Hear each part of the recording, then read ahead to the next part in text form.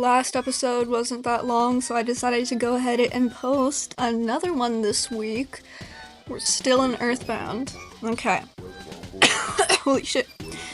The world of Earthbound is home to many oddities due to Gygas's influence. The last chapter had Lucario sense said influence over the entire land. So, what if that influence had other effects?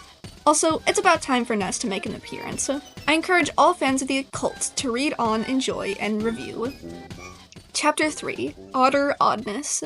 The group rushed inside the cave, not knowing what Lucario had sensed earlier. Once having entered, they weren't expecting the cave to have some sort of special features. Huh, Jeff fixed his glasses, staring at the rows of boulders in front of them. This can't be good, can it? From a bird's eye view, the cave held rows of boulders that loosely made up a big maze meant for travelers to cross. Judging how the actual floor seemed clean, the maze was probably man-made. The floor was constructed mainly of bricks. Lucario? Chris began. We could have probably jumped down the dirt fence back outside. What is wrong with you? Lucario growled, seemingly staring across the boulder walls with his eyes. There are malevolent auras in here, and they're not like the ones I've sensed, he said. Jeff started to look typical. If it's not related to the aura that you said was covering the entire land, then why come up here? He asked. Hold on. Perhaps if we ignore this, it could come back and bite us in our backs. Chris really needed to enforce the idea that they needed to act without being so suspicious, so he decided to support Jeff's idea. Yeah, he said, nodding. Who knows, maybe we could, find something useful out of investigating this tunnel. All the more reason to explore, I suppose, Jeff said. But let's not waste a lot of time. I fear what might happen to Ness and Paula if we were to be late. The teen stepped forward and looked around. Oh great, this is some sort of maze, he said. Lucario, growling, walked to a boulder that was taller than he was, and suddenly used Force Palm on it, completely obliterating it to pebbles. The other three stepped back at the sudden move. That's one way to cross it, Jeff muttered, sweat dropping. Could just say sweating. Feeling worried about his Pokemon's serious state, Chris walked to him. Lucario, could you keep your rage in check? He asked. Lucario wasn't turning to face him. You're kind of scaring me. Gasping a bit, Lucario turned to Chris, looking guilty. I'm sorry, he said. That's just the way I am. His trainer smiled and hugged him by the side for a bit. You're just acting like this to keep me safe, aren't you? Chris asked. Lucario put up a happy expression. Yes, this is all for you, so nobody gets hurt under my watch, he said. Inside his mind, Chris looked suspicious. I wonder how much of that is even true. Jeff cleared his throat to get their attention. I'm sorry to be demolishing this touching moment between you two. The duo slightly blushed and looked away. But we must proceed through this tunnel. Right, Chris said. He turned around just to find a newcomer waltzing into their view. The fact Chris gasped to himself made it a bit obvious that said newcomer wasn't a good one. In front of them, a Pyramid stood, staring with its red eyes at the group of four. Tilting its head, the Pyramid fixed its hat on top. And what would that be? Jeff asked. He saw the bubble monkey shaking a bit at the sight of the purple man. Seeing Lucario grunt made the point even more obvious. A monster? Yes, Lucario said.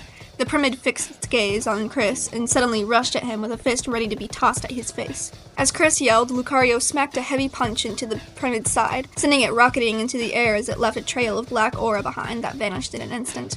Feeling grateful, Chris sighed. At least that kind of monster wasn't easy for you to behead, Jeff noted. Would you please drop that already? Lucario asked, looking perplexed. I'm not going to behead anyone else.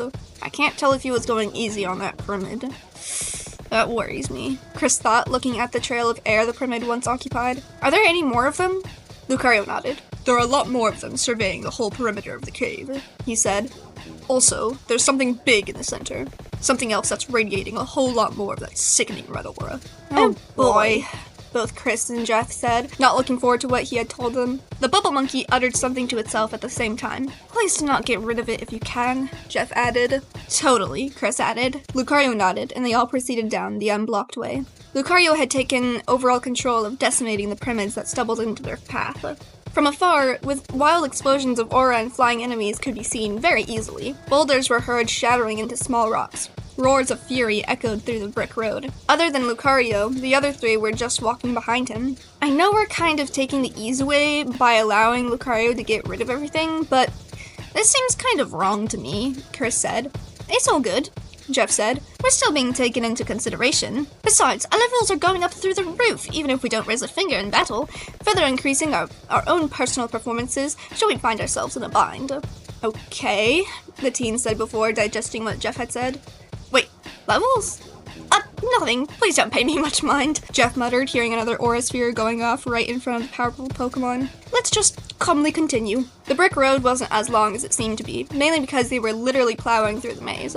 In almost no time at all, the quartet made it to the center of the cave, where they identified the supposed spot where a lot of malevolent aura was supposed to be stationed at.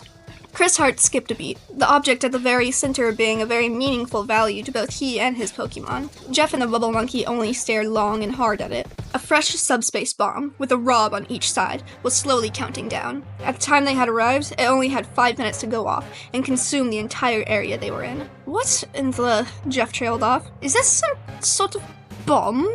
Is it perhaps part of this man-made tunnel? No! Chris shook his head. I don't think this is part of the cave at all. The two Robs attached to the bomb turned to face them. The group stared back at them, feeling some kind of emotion from the inanimate robots. And these robots, Jeff continued, going to inspect one of them to see their mechanical claws firmly inserted into the bomb. Why are they even attached to this? Lucario growled. This is a dangerous amount of black matter inside this thing, he said. We need to destroy this before it goes off. His trainer gasped and grabbed his right arm. What are you doing? Destroying a bomb is pretty much like making it go off, Jeff suddenly said. He felt nervous, but he pressed on. The blonde was wondering what to do with the bomb as the Bubble Monkey playfully got in a thinking position. The countdown was at 4 minutes. Maybe I can try to disarm it. A method of disarming a subspace bomb was never heard of before. At least that was what the otherworldly duo thought. They doubted if somebody like Jeff could even pull off the feat. Are you serious? Chris asked, unsure. Whatever you do, don't punch this bomb just yet, Lucario, Jeff said as he approached the counter, inspecting whatever open lid he could find in the contraption. Looking below the counter, he found a small lid that he could easily open by unlocking a simple lock. Okay, I found something here. Chris was mildly amazed, but his nervousness became worse to the possibility of Jeff accidentally triggering the bomb earlier by accident. Alright, now comes the hard part.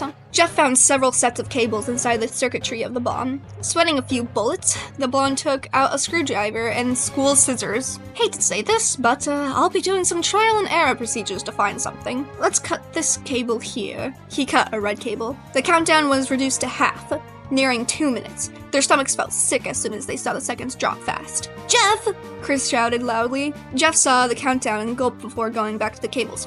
No, that wasn't the one. He rummaged through the cables and pulled an orange one. He cut it slowly. This should do. It looked like the seconds were being counted down faster. What took 3 seconds was now taking 1. It's going down faster, Lucario said, pulling Chris next to him to be ready to run. Jeff sweated even more as he searched for something else. If only my IQ was higher than it is now, he complained seriously. Why are you even saying that? Lucario asked. Lucario, I think he really meant it, Chris said, his eyes petrified on the countdown. The Bubble Monkey clutched himself into his right leg. Jeff cut a green cable and the countdown gained 10 minutes.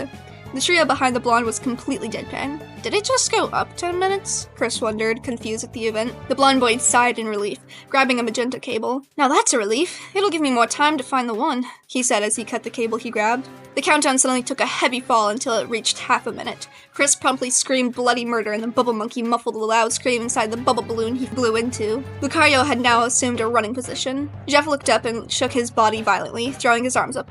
Oh, screw this bomb! I'm cutting all the cables, he said as he hastily cut down all the cables at once. Lucario, with Chris in his arm, reached out for Jeff's legs, but then they all heard a clicking sound coming from the bomb. Looking up quickly, the countdown had stopped at 20 seconds. They all stared at the countdown, their jaws hanging down in shock. The Robs at the sides had been turned off as told by their lifeless eyes. Dear goodness, Chris breathed out. It did stop, Lucario added calmly. Jeff froze into place for a little while until he stood back up, dusting off himself. Oh, I did it, he said. I can't believe I actually did it. Lucario let go of Chris, who had been holding onto his neck with both arms for dear life. The teen and the monkey stepped away from each other while still staring at the diffused bomb. There goes 1 year of my life, Chris said. Don't say that, Lucario almost instantly said out of worry. Well, that was a very adrenaline-filled experience. I've never predicted we would come across something like this, Chris complained. But anyway, it was stopped after all. We should be glad we weren't blown to smithereens. Jeff forced a twitching smile. He was still scared of what he had done. Yes, it stopped. Hopefully it won't resume or anything. As the four smiled to each other in triumph, Lucario suddenly felt something from the bomb itself. Staring at it seriously, the bomb started to shine brightly in a second. What in the... What followed wasn't a usual explosion from the subspace bomb. Instead of engulfing the entire area into the subspace, the bomb merely blew up into a shining light that pushed the non-Lucario people away to the boulders. Lucario couldn't react in time to shield Chris from the pushing wind of the explosion. Luckily, the flash was only wind that emerged from within the bomb. I don't know how to scream, guys. Jeff gasped as he crashed against a boulder behind him. "Chris!" Lucario yelled, just as the bright explosion died down. The spot where the bomb and the robots once stood was clear. The Aura Pokemon, though, looked around and almost immediately found Chris's aura to his right. Preoccupied, he found his trainer's body lying down on the ground. His loyal Pokemon knelt down and picked him up. "Chris, are you..." Chris had briefly lost consciousness, but he didn't get hurt much besides just being pushed away. The teen slowly opened his eyes and found his worried Lucario staring down at him, folding his frail body with both arms. "Lucario!" Jeff and Bubble Monkey slowly stood back up from where they were pushed and approached the duo. "Is everyone okay?" the blonde asked before facing Chris. Jeff noticed his glasses were slipping slightly, so he pushed them up. Chris shook his head as he stared at their rather deadpan looks. Why is everyone staring at me like that? I'm fine," he said in an oddly slightly high-pitched voice. When he noticed the sudden change of his voice, he gasped. What the hell happened to my voice? It sounds like I sounded when I was younger." "More like..." Jeff trailed off, confused. "Your entire body got younger." The teen's jaw hung open before he started to look at his hands. They were slightly smaller than they used to be. When he looked down at himself being held by Lucario, the Aura Pokemon could probably just grab him with one free hand. Once Lucario set him down, Chris could only stare up at him in horror. "Lucario, please tell me you got a sudden growth spurt out of that bomb going off." He stared at Jeff, who was now at his eye level perfectly. "Oh." Lucario shook his head. The boy before them was his beloved trainer. "No, you really got younger," he managed to say, baffled at what had happened to Chris. Chris's next reaction summarized the entirety of the situation as he stared at his relatively smaller hands. Never before in his life he expected to utter a heavy swear. The event forced him to yell, "Holy shit!" Threed, Graveyard Underground. Down below the graveyard of the spooky city of Threed, two children were sitting down on the cold ground as they awaited the arrival of the friend they had contacted using telepathy. Since the door that held them captive was tightly locked and pretty hard to burn down and destroy to boot, there was almost no hope for them to escape on their own unless Jeff arrived from Winters. "Paula, this is insane," said the boy wearing a red cap. "You should have contacted somebody closer to where we are." "Impossible," said the girl sitting next to him. "The rest of the population I tried to get into was all protected through Gygas's influence, warding off my powers. The closest friend I told you about happened to be all the way to Winters. What about the fourth?" She shook her head. "No use. I couldn't detect our fourth friend at all. It's like he's hidden away somewhere remote. Like across the globe? My powers do have a limit, Ness." "Oh, yeah." The boy was an Omniscient, I guess, that had started a very surreal adventure to record 8 different melodies that were spread across Eagleland, so that then he and his band of 3 friends could confront Gygas. He wore red shoes, shorts, a blue and yellow striped shirt carrying a small backpack, and a red cap on top of his short black hair. It was the first Smasher, or soon-to-be veteran Smasher, named Ness. Although he had quite a docile look, there was an infinite amount of potential within him due to his adeptness to PSI that he hadn't fully developed yet. I know it's pronounced Psy, but I like PSI better. Next to him was a young blonde girl originating from Tucson, who wore a bright pink dress with red shoes and a medium-sized red ribbon behind her head. She was the second chosen one to accompany Ness in his adventure along with Jeff and the fourth friend. Her full name was Paula Polestar. Just like Ness, Paula possessed strong PSI abilities that might even surpass his own. She was more like a teacher to him, but it only looked like that in a few occasions. That Jeff guy better come here soon, or we're gonna die of starvation, and probably become zombies, Ness complained.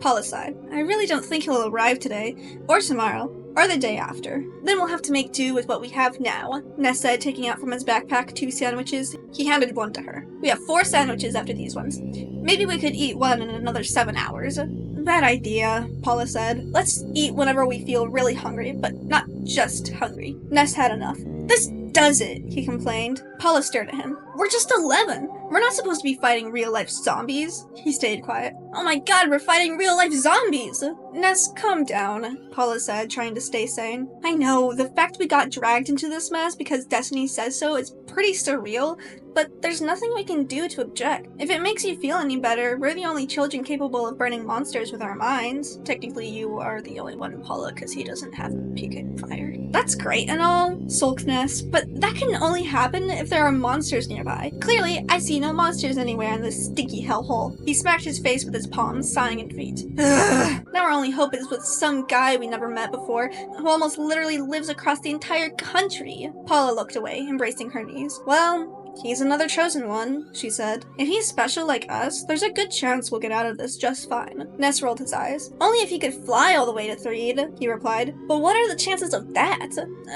Slim to none. The one-at boy grumbled and tried to suppress the hunger that was starting to well up in his stomach. It was times like this that Ness wondered why he was the chosen one to defeat a mysterious entity that wanted to destroy the world with negative emotions. Why was destiny so cruel? He was just a boy who was suddenly granted psychic powers. But then, why did it feel like he had them from the very beginning? Any chance that Jeff guy is at least bringing some backup, preferably zombie busters? Paula shrugged. None too impossible. What a stupid question, Ness thought. Oh, yeah, the universe hates us, was all Ness could say. Winters. The universe clearly hates me, whined Chris with an even younger voice. How in the hell could I have expected this to happen to me? I'm screwed! He grabbed his head and frowned. What will my parents say when they see me like this? I can't even go to high school anymore if I look like an 11-year-old. I'm facing a terrible early age crisis here. Lucario really wanted to bring the good side of things, like for example the fact Chris would need his services even more than before. However, it was greatly discouraged to bring up the fact that Chris was close to an Wait, can I say that? I don't know if I can say that. Instead, the large blue dog sighed. I'll try to find some kind of solution for this, Chris, he said, not sure if he could even find a solution.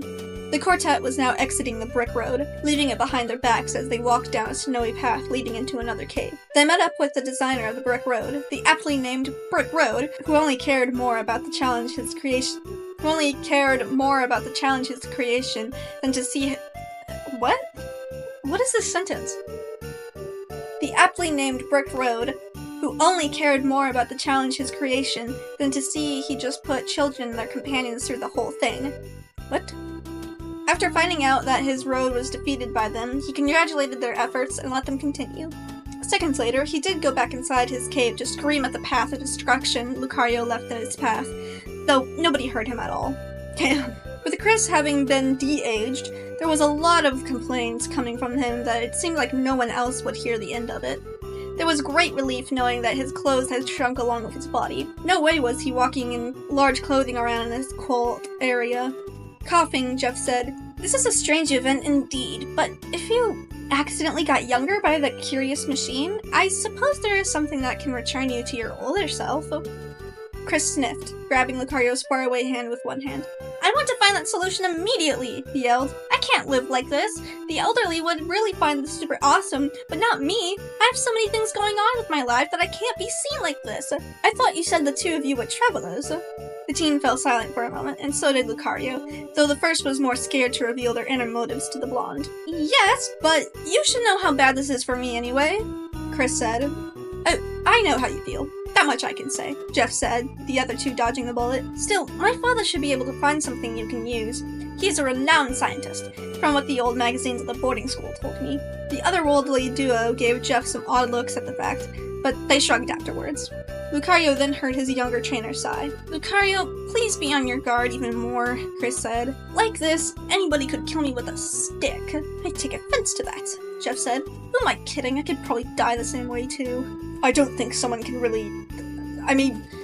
Yes, I will," Lucario said, forcing a small smile, but his trainer didn't smile back. He was too busy sulking about his misfortune to feel optimistic while also thinking the horrendous chain of events that would follow if he never got back to his older self. He mentally was left intact, with that much he could tell, but he felt too small and weak, and his parents were to see him.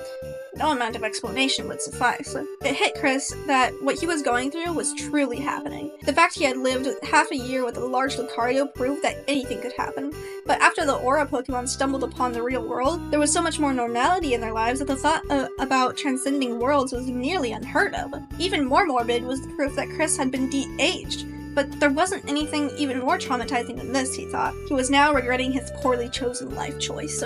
As Jeff brainstormed impossible ways to find a cure, they came across the entrance of another cave down a few ways away from the brick road. The Pond Cave. And here lies the next stop in the journey, Jeff said. Let's go. 2 caves in a row, Chris thought. It was about 4 hours into his journey and he was already at his second cave, except this time Lucario was a giant and Jeff was around his age. The bubble monkey didn't have any purpose to be added to the equation, its whole existence was spitting on enemies and chewing bubblegum. Pond Cave. Brick Road at least had the decency of having near clean air escaping between the multitudes of rocks. Pond Cave, in comparison, was harsher in hindsight, and it reminded Chris that his otherworldly escapades were just starting to get weirder and dangerous. It was more apparent in the odd world he had stepped into. The cave had a damp atmosphere among the tall cliffs that had conveniently placed ropes set on top of said cliffs to help travelers pass the humid cave. Surprisingly enough, Chris and Lucario expected bats to inhabit the cave, but there weren't any. Instead of natural bats, the cave was occasionally grazed with the presence of red fungi and slow-moving blobs that didn't have a care in the world until unaware prey would get in their way.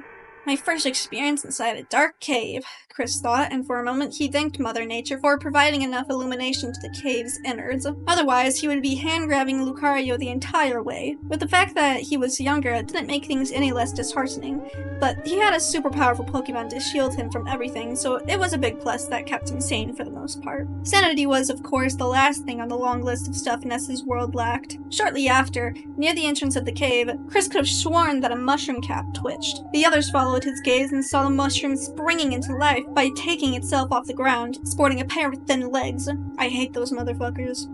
Chris and Lucario winced at the animated fungus strutting around its spot. That is definitely not normal, Lucario finally said, his red eyes circling around the running mushroom. Of course it's not, Chris muttered, finding the strutting mushroom kind of adorable then threatening. Touching it was out of the question. It looks stupid. Well, I say, Jeff said, let's not get involved with it. It may give us rabies, if we want to eat it. Suddenly, the strutting evil mushroom waltzed to their side and stopped in front of Chris. The little kid backed off a bit, but then he remembered that he was being confronted by a 2-legged mushroom that didn't pose any threat. Oh, this is stupid.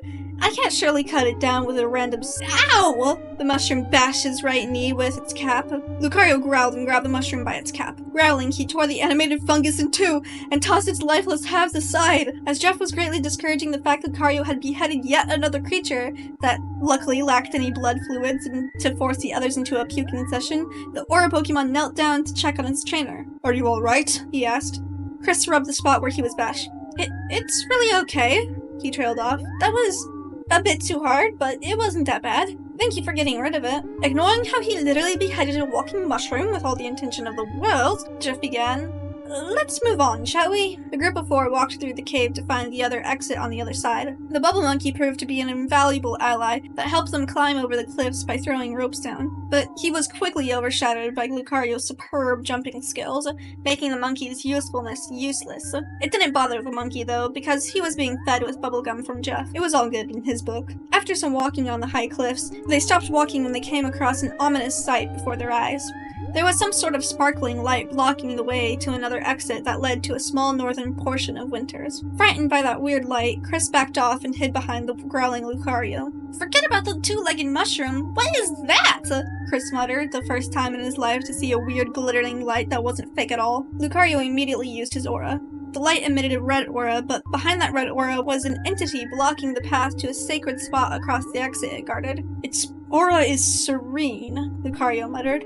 Yet, it's an enemy. It's not attacking us, though. I don't know why. Jeff approached the light. It'd be wise if we left it alone. What a weird phenomena, Jeff said, staring up at the glittering light. There was something odd that called Jeff out through his mind as he stood close to the light. You are not allowed to come through here, the light suddenly spoke to them all. Only Ness can absorb the power of this place. Begone! Most of them yelped with a deep voice telling them to stay away from it. Jeff backed off and fixed his glasses. Alright, Jeff said. I don't suppose we really need to pass this particular exit, but what if we need to? This light won't let us through unless we have this Ness person with us. Recalling that Lucario could survey a large stretch of land with his aura, Chris suggested to him to scan the area for another exit. Nodding, the aura Pokemon quickly found an exit to the west of their position. The area behind the light led to a dead end, except there was a powerful feeling that enshrined the small field of grass. Moreover, Lucario listened to an ethereal sound that resounded several times with the same beat. However, there was no need for them to go look at it. There's an exit to our left, he said, still remembering the sounds that continued to echo in his head. Oh, that's better. Jeff noted, sighing. Let's go to that exit. But as for this light, he looked back at the light. This is the other friend Paula mentioned in her call. I should probably mention this to them. Chris took one last glance at the dim, shining light behind their backs. He sighed to himself, and Lucario overheard him. Is something bothering you, Chris? He asked.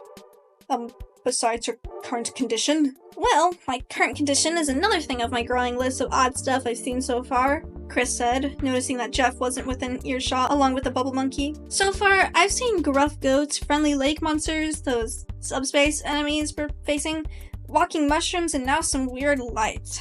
He shuddered, rubbing his shoulders. It's so hard to take it all in at once, you know? Lucario nodded. It'd feel more natural for me to find other Pokemon, not this, he emphasized. Alas, this is our first job as Smashers.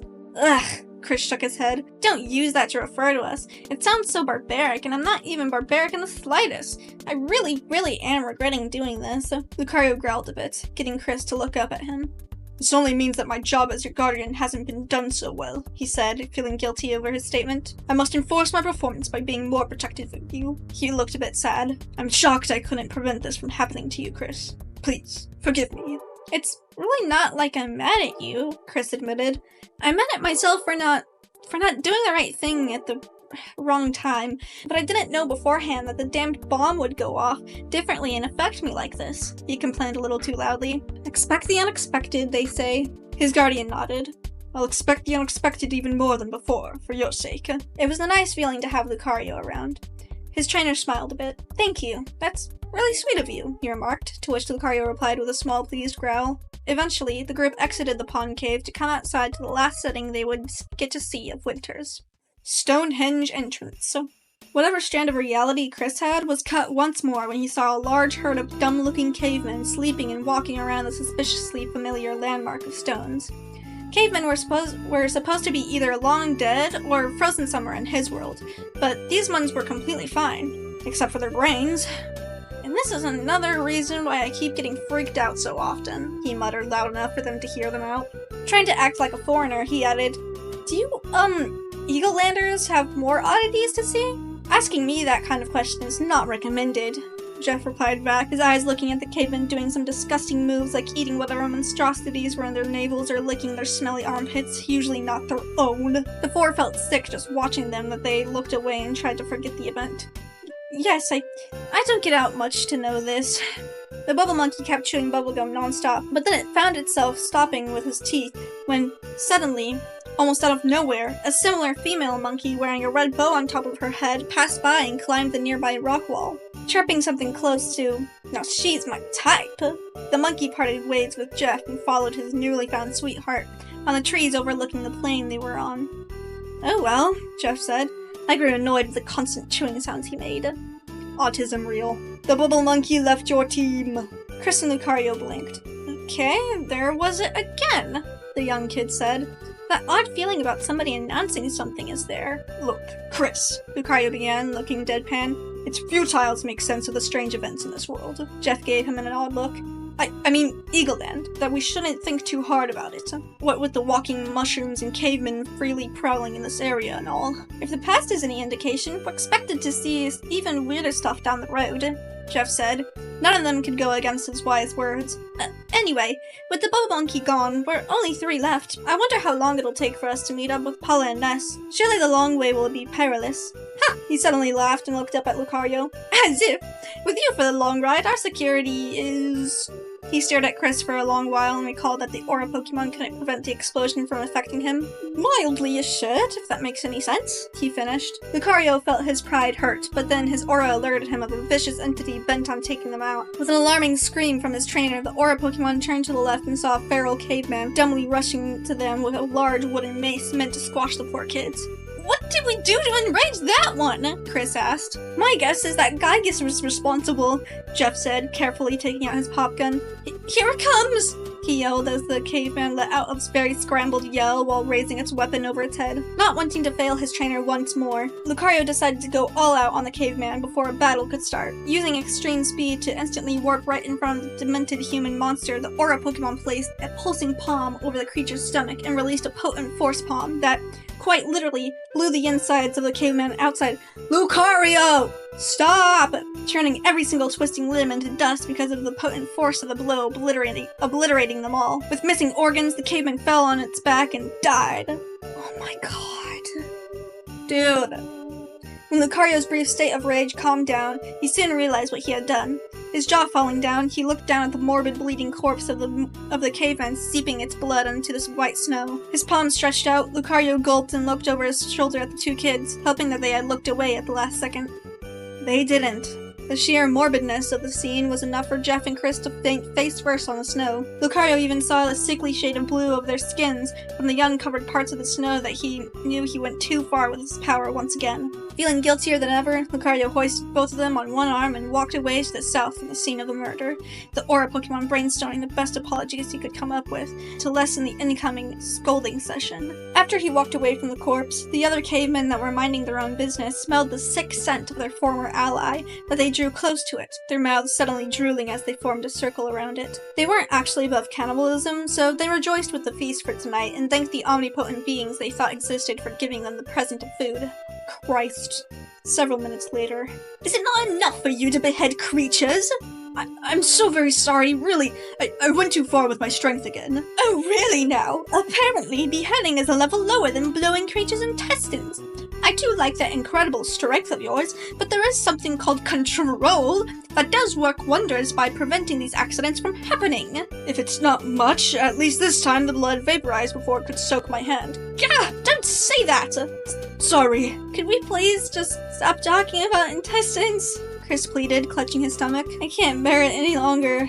Ugh. Lucario just couldn't stop getting scolded by Jeff. Chris could have joined in, but he was too busy trying so hard to forget about the mentally scarring scene. It was futile, sadly, as the argument between the other two only fueled his thoughts with scary mental pictures. Lucario's super strength was surely a good thing, but now Chris started to regret why the hell he got an obscenely powerful Pokemon that could kill anybody in one blow. Why not a normal one, he thought? Perhaps he was more of a wimp than he thought, that he was in serious need of a super being to keep him very safe. Keeping his health safe, on the other hand, was an afterthought that went largely ignored. Is he always like this? Jeff asked Chris, but the young kid wasn't ready to answer, seeing as his face looked sick and about to puke. I can infer from your reactions that he hasn't done this too much, which means I'm having bad luck.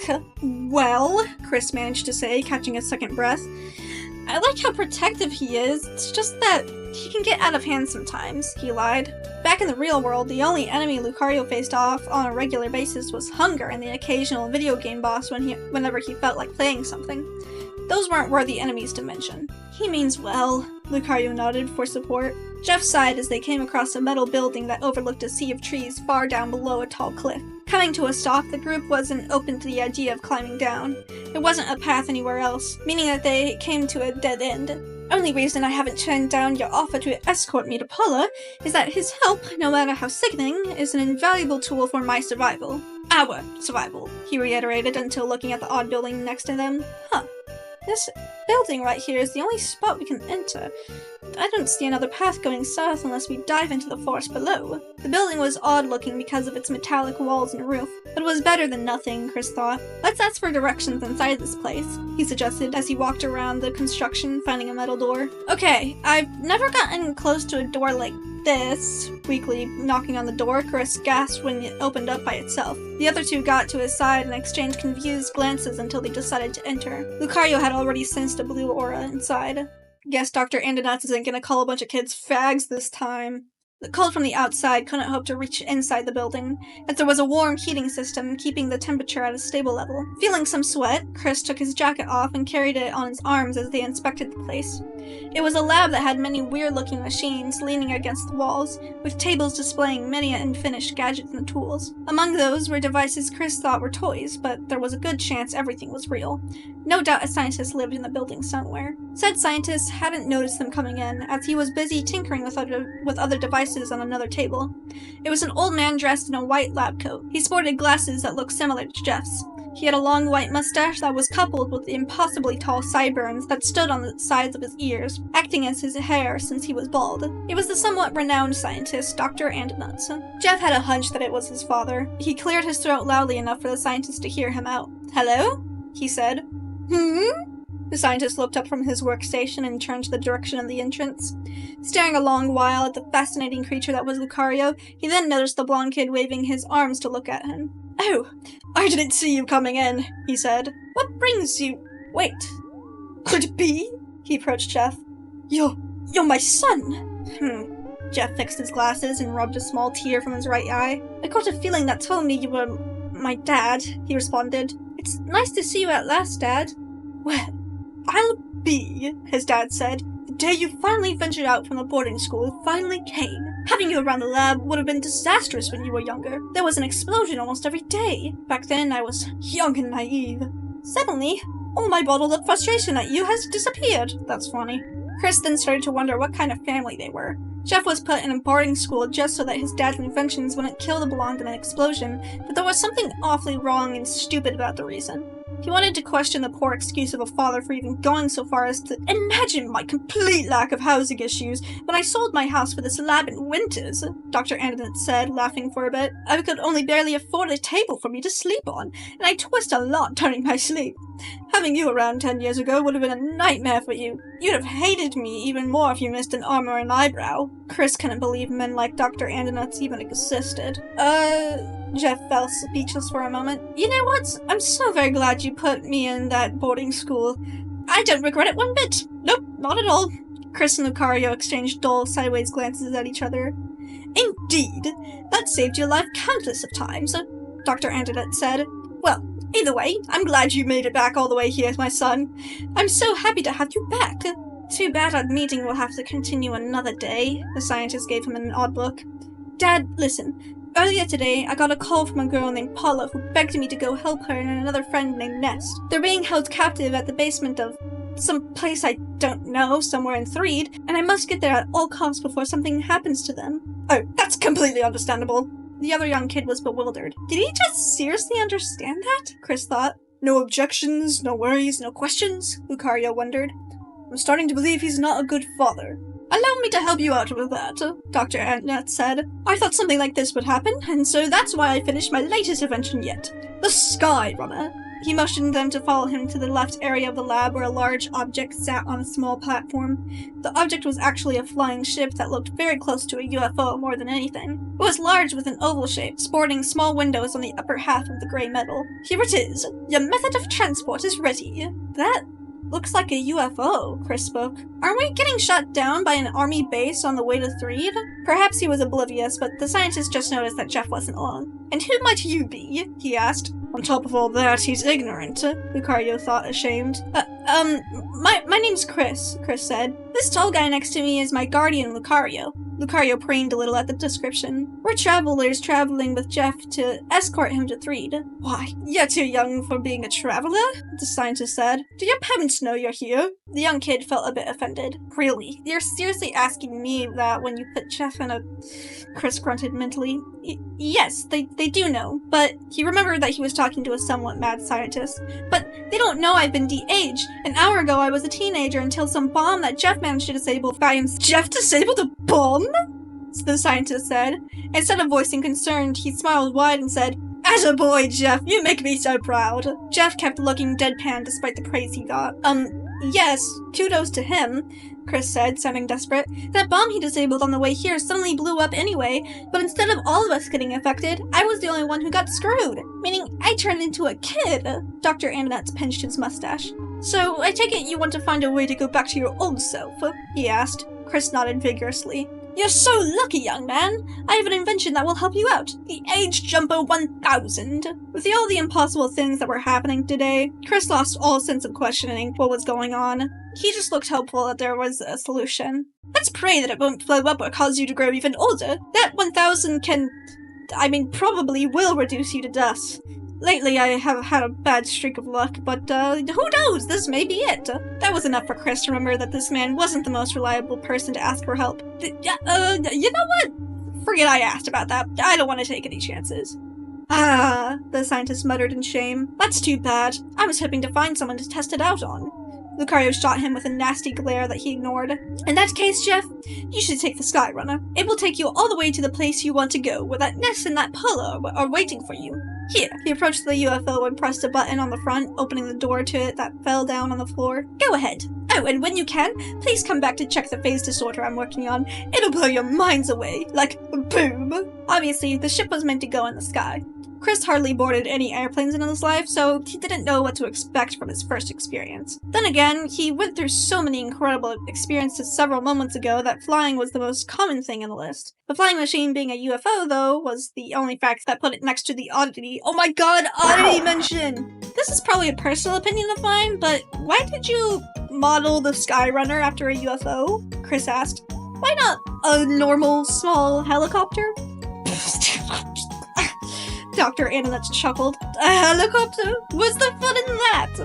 I like going for the most extravagant designs so that people can recognize me. Mundane is boring. It occurred to Chris that the adults he had met in this world so far were very strange.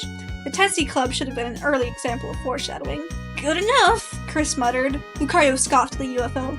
He could easily take Chris and Jeff all the way to Threed using extreme speed, but Master Ham told them to avoid deviating from the plot, or else they would suffer the consequences. Let's go inside and hope this machine doesn't fall midway, he said. That won't happen, I assure you, Dr. Annette said. Lucario, I hope I'm not being rude, but can I put you inside a stasis chamber to study you in great detail? Bite me, Lucario responded, glaring down at the scientist. Oh, the no glare. Fiddlesticks. Several seconds later, the trio boarded the machine. The inside of the ship was a bit too cramped for their taste, especially for Lucario, who had to duck and push his ears down. The small windows provided them with enough sight of the outside, even when they sat down. Jeff opted to operate the flying vessel from the control panel on the front center, the blinking buttons distracting Chris. Okay, Dad, we're ready to take off, Jeff said, closing the hatch. Good luck, Jeff, Dr. Annette shouted. Let's see each other in 10 years again. The scientist started waving a hand as he saw the ship floating up from the platform into the open ceiling of the lab. When the Skyrunner exited and started flying southwest, the opening closed down slowly, a small piece of the snow falling down onto the platform. A full canister with gasoline was sitting behind the platform, hiding behind the large ship. Noticing the canister, the scientist blinked a few times. Oh boy, I forgot to refill the fuel tank of the Skyrunner. He trailed off. Yep, they'll crash down and Jeff will get into a 10-year coma for sure. Surreal experience after surreal experience. Chris and Lucario sat down on a corner of the small machine as they felt the occasional rumbling movements of the cruising UFO. It was a miracle that Jeff was quickly learning how to operate the Skyrunner, as Dr. Annette completely forgot about making instructions on the go, or even an instruction manual. A nearby sticky note on the control panel said, "Nobody reads the manual anymore these days, and won't do that in the incoming years." Those were wise words, since Chris himself never bothered to read them unless it was very necessary. Ironically, the situation was asking for a manual of the sort, but Jeff had everything under control. Trying to forget about their worries, the duo looked outside through the small windows of the clouds. They were riding in a UFO, but that didn't make the scenery outside any less enjoyable. The clouds outside were being touched by the light of the sun. Since winters was a particularly cloudy region, going further away reduced the cloud mass as holes in the sky started to appear, making the sunlight rays look majestic in a way. I was scared about riding this ship, Chris said, but it's so amazing to look outside and watch the clouds. Lucario kept a tight grip on Chris's smaller body, pulling him to his side with one hand. Sensing the calming aura from his trainer and seeing the small bright smile of his face, the aura Pokemon felt at peace. I agree, Lucario said. This is also my first time flying through the sky. Chris looked up and chuckled, leaning his head against Lucario's furred body. Hey, this is one of our first times doing something new together, he pointed out. Lucario chuckled. It's very refreshing to experience something like this for the first time together, he admitted. For that, I am grateful. I wish I could stare outside, Jeff spoke from the control panel. Sadly, my dad didn't build an auto-control option for the Skyrunner. I'm slowly figuring out how to operate everything. We're lucky that Threed is far away from here, though I theorize we'll get there in an hour or so if we keep the same speed. And Ness is there, Lucario thought. His trainer also realized the gravity of the situation. Ness was the reason why Master Hand sent them to his world. Keeping them safe from the army would be easy with Lucario, but Chris wasn't so sure if they were up for it, judging how they had screwed up very early. Moreover, Ness was the leader of the group of chosen children. Convincing him would be another ordeal to pass. More lies were needed to keep their charade up, unless they figured something out first. Jeff was just a stepping stone for what was to come. The duo fell silent and exchanged worried glances. How are my two saviors doing? Both of them gasped loudly when they heard a mental scream inside their heads. Jeff looked back at them. Is something wrong, you two? He asked. We're not crashing into an airplane, right? No, Chris muttered. We just We just realized we haven't eaten in a while, Lucario finished, looking ashamed. Yes, we're starting to get hungry. Unfortunately, the Skyrunner also lacks a fridge with food, Jeff noted, turning his face to the panel. Hang in there for another hour, guys. We'll immediately head for a food establishment to rest. We haven't stopped walking ever since we left the Tessie Club people. The two sighed with relief, though Jeff thought they sighed at their hunger. Because talking verbally in secret was not a good thing, Lucario resorted to telepathy. Chris, I assume you also heard that voice, right? The booming voice? Yes, I heard it. Oh boy, you two heard me clearly. Even though they weren't keeping up with things, the duo heard the voice clearer than before. No doubt it was Master Hand himself. The Master Hand? Chris said, alarmed. The one and only, the hand spoke to their minds. Good to see my dimensional telepathy skills are on top of the game. Howdy there, you otherworldly travelers. I've seen your every move ever since you departed to your long-ass journey to save universes. Happy to see you two are doing subpar for the moment, he grumbled. I expected more from you, Lucario. You're certainly far stronger than the one I had with me, but geez, you're screwing up even more. Are you sure you're up for the task? I saw everything you've done, like, for example, letting Chris get turned into a kid. Lucario winced. How was I supposed to know that bomb would react like that? He asked in his defense. Well, I can tell you this. There was no real need for Taboo to develop a bomb like that, the hand said. Bombs don't do that at all. What I can infer is that Ness's world had some sort of influence in how the bomb went off. That or your little assist trophy Jeff did a weird number on defusing the bomb. By the way, that kid is something. You could learn from him, Chris. Chris winced next. He's just as inexperienced as I am, but what he does have is more IQ than I do, machinery-wise. No excuses, the hand retorted. Afterwards, he sighed. Look, Chris, you're starting to feel like the load for our little team, and I'm starting to regret not giving you a single job to test out your devotion for the rather suicidal choice you so foolishly chose to take on with Lucario, who could kill you if he were just so much a step on your frailer little body. Are you deliberately insulting me? I can tell, Chris said. If he is, I will deliberately murder him while you're away so you don't have to faint, Lucario said in a threatening voice. Empty threats fall in my deaf ears. As I was saying, Chris, I feel pity for you, Master Hand said. No way in that body you're going to dish damage. I'm going to go ahead and give you a break. Chris was finally getting a break for the ordeals. You mean you're going to appear and finish the bad guys off? Master Hand laughed, and then Crazy Hand joined with the laughing by laughing even louder. Are you effing kidding me?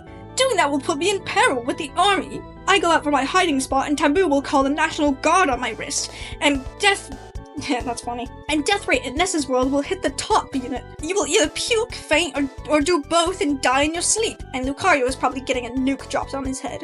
Holy crap, Chris said. Is it incredible to say I can totally expect all that to happen at this point? Seriously, a nuke, was all Lucario could say. Yeah, things will get that crazy. You two are my only hope to keep things under control, and if I have to give you a job, Chris, then it's all better. So, snap. Fingers snapping echoed. Wait, give me a job! Chris was interrupted as he felt something pulsating on his body for a brief moment, but the feeling quickly died down. It was a very strange feeling that even alerted Lucario through his aura senses. With a quick scan of his trainer's soul, the aura Pokemon didn't see anything hazardous. Ah! Congrats! Crazy Hand said. You have obtained your first job, the PK Kid, he announced cheerfully. The description says, blast foes with mind attacks, using a variety of elemental skills that only come out from your thoughts. To be honest, Chris felt no different except for the smaller body size. But I don't feel a difference. Did you really do anything to me? Sure I did, the hand said. I just didn't want you to make a scene in front of Jeff. Look, let me explain here how this works. Chris, your job list has finally obtained a new job, a job stylized to resemble the powers that Ness has. You won't only get his powers, but your appearance will get affected. I left out the part where your body goes through some horrendously painful alterations. So, to indicate you're using a new job, you'll be wearing the same clothing Ness wears. Don't worry about cosmetic things like shirt size. The job will always fit you with the right size. Unbelievable, Chris trailed off. This is really happening to me. What a culture shock, huh? Really now. All will work out in the end if you add some courage into the mix, the hand said, for once encouraged the kid. Since I didn't change your appearance for some security, I'll tell you how to change jobs manually at will. All you have to do is think hard about changing to the job desired in your mind, and presto! You'll be wearing the job's clothes in an instant. But not having changed to the job, Chris sighed with some relief. At least I won't be that much of a load to the team now. That is still to be seen, the hand said, confusing the duo. You see that job I just gave you? It only has PK Fire for usage. Everything else that Nest has is locked out to you from the start. Once more, Chris was cursing his dumb luck. You gave me a cripple job? Do you really want me to make a difference in a battle or what? I can't believe how much pressure you're putting on me. Alright then, Chris, show me you'll at least fight back in a pretty serious fight against a living being that's fully sentient. Oh, and to make a point, don't count on Lucario for support as if he's not even there to help. Imagine you're just you against, say, Gallium. The kid was left speechless when he considered about such a situation ever happening to him. Who was he kidding? Fighting a monster was less heartbreaking than fighting a real foe that could feel emotions and think its own thoughts. It dawned on Chris that the chance to even going so far as to killing a sentient being just for the sake of keeping his own life safe was possible. Ness's world was filled with odd creatures that made no sense to live. It was like a tutorial world for him before the serious stuff showed up. I don't feel that confident, Chris admitted, Lucario looking sad. I don't have a lot of courage like Lucario here. Sorry for ruining the mood, but it has to be done this way, the hand said. Don't worry about not being able to use all of Ness's powers. Those locked powers will eventually unlock themselves as you build up experience in battles. I'm not saying you're leveling up or anything. Who knows? During a battle, you may learn new skills on the go. I encourage you to assist your murdering partner and anyone else you come across with your presence. I am still testing you, you know. Lucario smiled apologetically. Chris, you have me. I'll prevent the day where you have to fight alone by fighting together against our enemies. Hopefully, experience can leak to you, he assured his trainer. I made my choice, so I guess there's no complaining about it, Chris said. This sucks, though. You can complain all you want. Somebody like you would do that during their first missions, the hand said. So, that's all I wanted to tell you guys. From now on, I'll cut our communication. I don't want Taboo to catch us talking like this. I'll call you when the mission is over with, which isn't really over due to the abnormal readings I'm getting from the mansion. Chris sighed. I knew we weren't done yet. Wait, mansion? Oopsie, I don't want to spoil the surprise just yet, the hand said. Godspeed to you and all that. Good luck. I'll call you very soon. Best your hand out. The telepathy then ended. Lucario upheld the telepathy, seeing as Jeff was busy with the panel. Everything is happening, Chris. Nothing is an illusion. I wish it was. Except for you, of course, Chris responded weakly, trying to cope up with the huge task he was given. Drifting in his thoughts, he looked outside to admire the scenery. Arduous battles would eventually happen very soon, and he feared to think about it for too long. For now, he looked down to see that the Skyrunner was hovering over Forside. The ship was flying close to the city. There was a large billboard on top of the tallest building that had a blonde fat kid flashing a golden toothy grin. Chris couldn't see the fat boy's eyes because they were hidden under his hair, but he did read the neon sign that read, "Pokey owns you!" Said kid happened to be standing next to the sign to admire his sexy good looks on paper. When he noticed the Skyrunner, Pokey snobbishly stuck out his tongue and walked back inside the building. Excuse me for looking at your billboard, Chris thought. What the hell is happening? Lucario had seen the scene, and he growled mentally. The two got bored of sightseeing the cloudy setting that they decided to rest. Half an hour later, the ship suddenly rocketed to the sides, making the sleeping duo wake up, alarmed. Almost getting a heart attack, Chris looked outside. Somehow, everything had turned dark, but he could see the moon in the space. At least that was everything he could make out from the violent shaking of the ship. What's going on? He shouted as Lucario kept a tight grip on him. Jeff was frantically controlling the ship from the panel. A quick glance at the gas gauge told him that they ran out of fuel. The ship ran out of fuel! Jeff yelled. I'm doing my best to keep it from plummeting down! The other kids started breathing in and out. The outside indicated that they were far above the ground. A fall that high up would almost likely kill them all.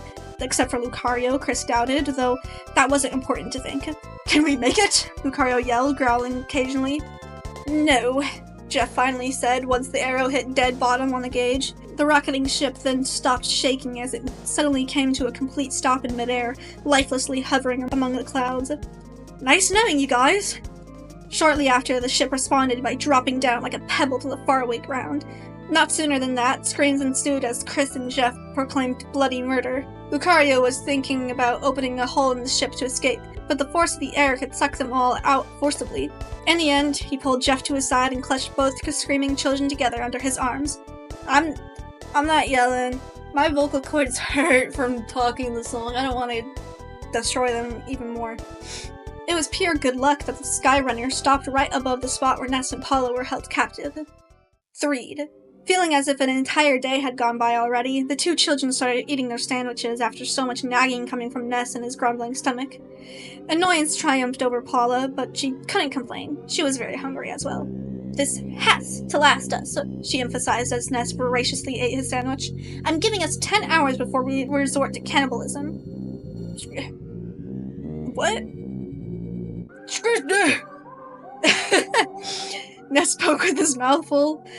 Paula dodged the sight by looking away. He swallowed his food. I'll go crazy and start blasting that door over there until it gives way. A serious dose of Psi Rock and Alpha is all I need. Paula shook her head. That'll exhaust your mind. I won't do that, she said. But if you want to give it a shot, go ahead. Don't complain once you start getting headaches because I didn't stock pills up for this. Ness mumbled with relief as he let the sandwich's taste satiate his tongue. He trailed off with pleasure. Just let me enjoy eating the sandwich before it goes to waste. Man, I'm glad I bugged you to eat this. Paula sarcastically smiled. Do be careful now, Ness, she said. I won't spoil the food, but Destiny likes to ruin the mood when people say that kind of thing. Ness rolled his eyes at her. Sure, he drawled on. Destiny then responded by dropping a large object on the cave from the newly broken rocky ceiling. Both children gasped loudly before the abrupt force of the crash pushed dust and rock everywhere. The two PSI children stumbled and fell on their backs, losing their grips on their food as the cave became filled with dust. They screamed loudly, confused as to what was happening. Amidst the dust cloud, Ness uncovered his head. His eyes widened in shock at the scarring sight before him.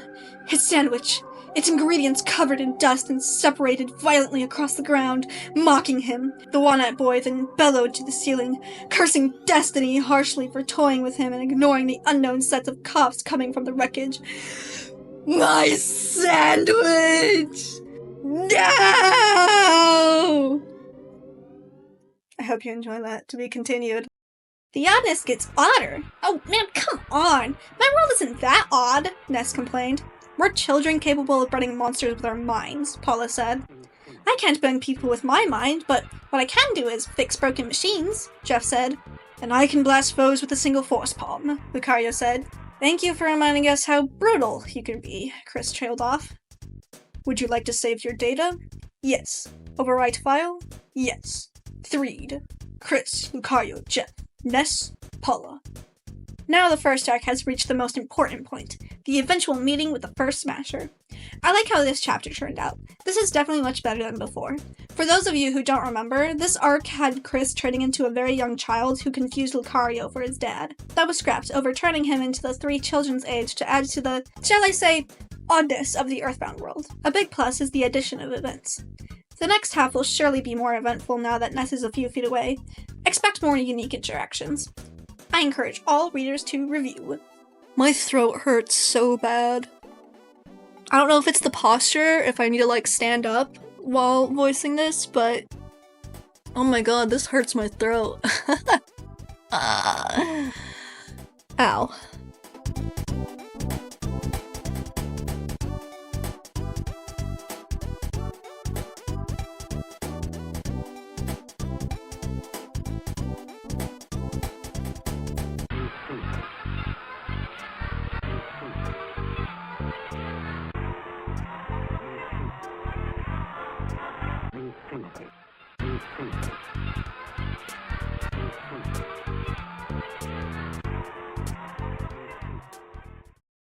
This kid is gonna need so many years of therapy.